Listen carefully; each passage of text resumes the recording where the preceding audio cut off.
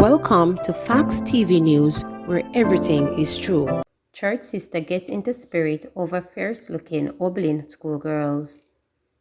A church sister has detailed her encounter with an Oberlin high school student after a bizarre fainting incident involving students at the West Royal St. Andrew School on Wednesday morning. Scores of students began acting abnormally, with many of them fainting during prayers at the school's daily morning devotion. The incident resulted in the early dismissal of classes for the day. Iselin Black, a member of the Greater Workers Apostolic House of Praise, said while members were gathered at a prayer service for the students immediately after the incident, a special request for prayer was made for one particular schoolgirl. The girl was looking so fierce, she was reacting in a manner that is not of herself, Black said. She said she started praying for the child after being told to do so by the Spirit of God. After I did what the Spirit said I must do again, she fell to the ground, Black said before getting in spirit and speaking in tongues. Black shared the details with journalists. Family conflict linked to student brawl at Green Trail High, says Williams. Education Minister Favor Williams has confirmed that the brawl involving female students at the Green Trail High School in Westmoreland was a spillover from a conflict between their families. Williams said that the four students were separated by staff or from the same community. A 30-second video of the incident surfaced on social media platforms on Tuesday. It is not clear when the incident occurred. A report revealed that the students are from the same community and that their families were allegedly presently at odds with each other. It is also alleged that a simple disagreement started the fight, Williams said during Wednesday's post-cabinet press briefing. She said that all of the country approach must be taken in addressing the long-standing issue.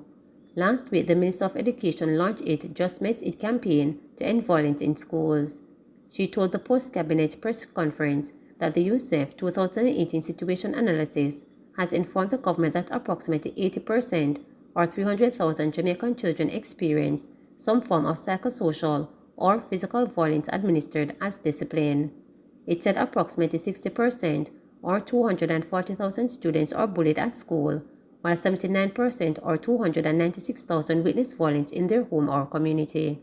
What we are witnessing in our schools is not normal. It is as a result of major psychosocial issues which include family members' depression, anxiety, substance abuse, sexual abuse and violence, she said. So if we are not convinced before, we are now, and we have to treat with the emotion and psychosocial well-being of our children and their families in a more focused and concentrated way, said Williams. Poor road conditions in Trelawny spark protests. Irritated motorists block a section of the Falmouth to Springvale Main Road on Trelawny to protest the deplorable condition of the thoroughfare. Protests started as early as 5 a.m. on Wednesday. The roadblock created a nightmare for commuters, including students, traveling as far as Wakefield to Falmouth. Demonstrators used power saws to down trees they used to barricade a section of the road. Members of the Fire Brigade and the Jamaica Constabulary Force had their hands full in assisting to clear the roadway.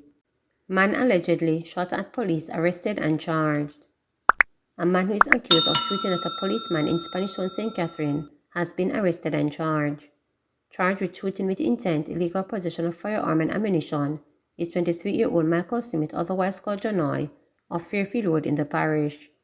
Reports are that on Saturday, September 24, a policeman was unloading his motor car at home when he was pounced upon by a group of men, including Smith, who opened gunfire at him. The policeman returned fire, during which Smith was shot. The other men escaped in the area. Smith was taken to the hospital where he was treated. His court date is being finalized. Workers in fraud racket at corporate era branch suspended, says Sagicor. Sagicor Bank says 2 employees implicated in an alleged multi-million-dollar fraud at one of its corporate era branches have been suspended.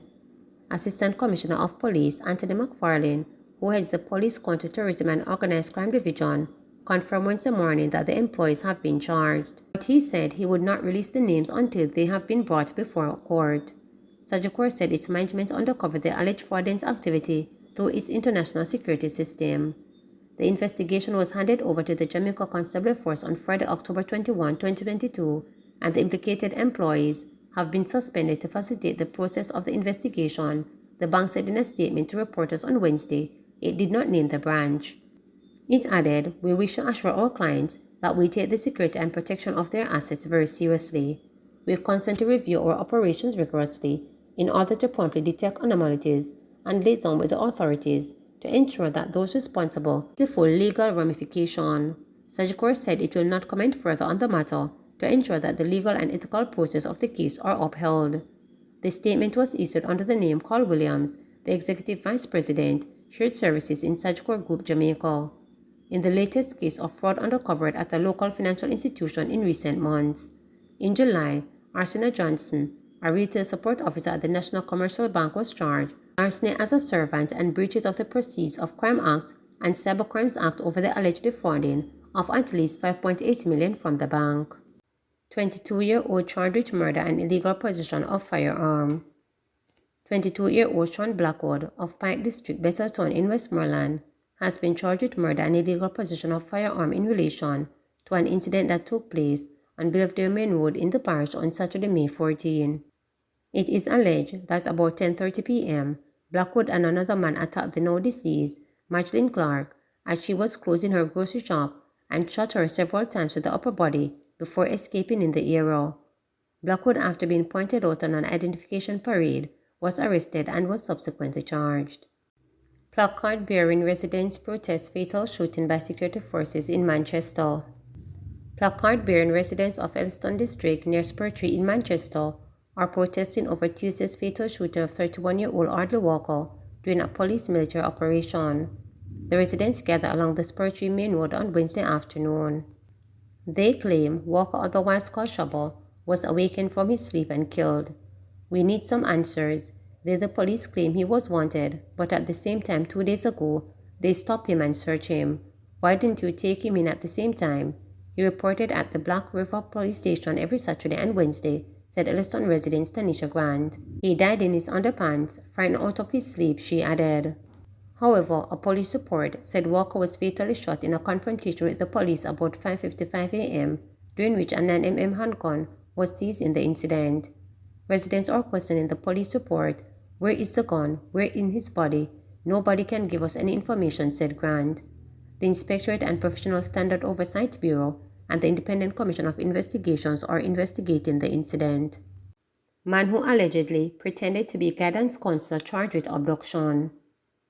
A Westmoreland man who allegedly purported to be a guidance counselor in order to gain the trust of a 12-year-old girl has been arrested and charged with forcible abduction and sexual touching. Charged is 43-year-old Marlon Mellis, a sales representative of No Print Road in Negril and Racecourse in Maypen, Clarendon. This follows an incident in Savannah Lamar on Tuesday, October 11. Reports are that the child was standing along the roadway awaiting a taxi for school when Mellis allegedly stopped, identified himself as a guidance counselor, and offered her a ride to school. The child accepted and Mellis drove away with her. He reportedly stopped at a section of the roadway, pulled down her underwear and touched the child's buttocks with his genitals. A report was made to the police. The child was medically examined and an investigation launched. Mellis was arrested on Saturday, October 15 and charged on Wednesday, October 19 after being pointed out during an identification parade. The court date is being finalized.